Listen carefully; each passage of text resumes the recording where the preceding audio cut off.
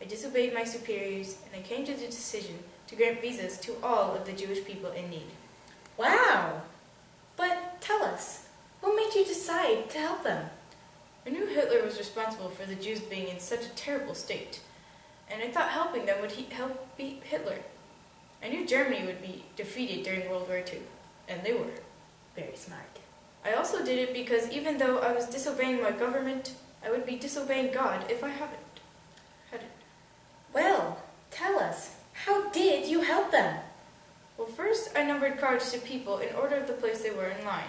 Then I would interview each person, asking them their name, age, number of family members if there were any, country of origin, destination, port of entry, permit for country of destination, and their source of funds. Then I stamped their visa, signed my name, and wished them good luck. I also suggested that if they were ever to meet a Japanese official, they should say "Banzai Nippon," which means "Long live Japan."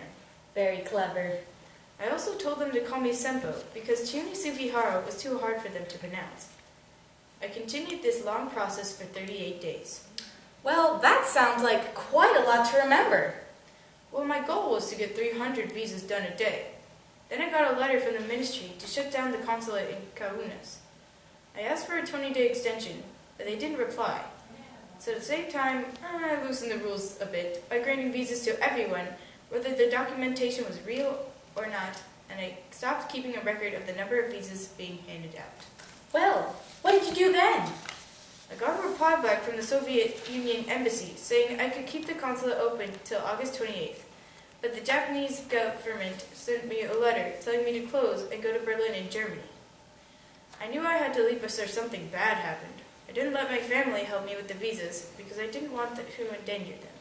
I burned all my important documents and our family packed their bags. We stayed in Hotel Metropolis for a few days, and in the lobby, I would write visas to any Jewish families who were waiting. When we drove to the train station, the Jewish people would follow us. When I was on the train, I kept writing the visas as fast as I could, and once the train started moving, I threw the last visas out the window. Well, you truly must have cared for these people, even up to the last minute when your train was speeding away. What happened afterwards? Well, I had to send a report to Japan about what I had done in Kaunas. I had issued 2,193 recorded visas, although the number was closer to 6,000, as one visa would be given to the head of the household to cover the entire family. Because of what I had done, they made me resign my job in the ministry.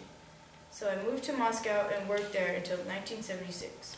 Well, that really is quite amazing. But how did people learn about your heroic deeds? Well, one day in 1968, 28 years after I was in Lithuania, I got a call inviting me to the Israeli embassy. There, I met Yeshua Nishri, one of the representatives I met with before handing out all the visas. He told me there were many people searching for me, but couldn't find me because I had told them my name was Senpo. Soon afterwards, many Jewish refugees visited me, thanking me for saving their lives. I had never revealed my actions to anybody for fear myself and others would be endangered. I never knew if the visas actually helped anybody. In the 1980s, I was given many awards, including a few monuments. Well, you really are such a great guy. But, tell me, what is the date today? July 30th, 1986. Right. So that means... Yes. Chiune Sugihara died July 30th, 1986. He was really a superstar. And that's it, folks. See you next time on Paige's Time Traveling Interviews. So now I get an A, right?